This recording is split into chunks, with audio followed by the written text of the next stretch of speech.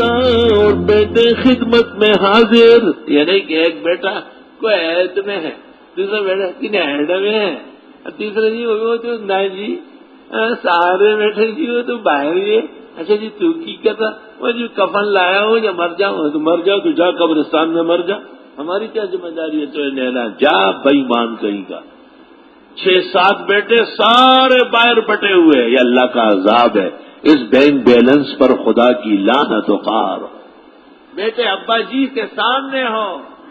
وہ سٹنڈے خوبصورت لمبے چھوڑے،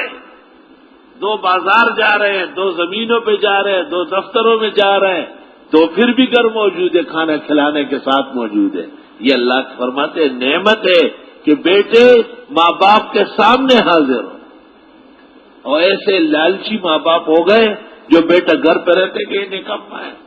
کہیں جاتا واتا نہیں ہے، اور تو مرے گا تو کفن یہ دے گا، تو مرے گا تو یہی نہلائے گا اور جنازہ پڑھائے گا، وہ دور والے تو کام آ ہی نہیں سکتے۔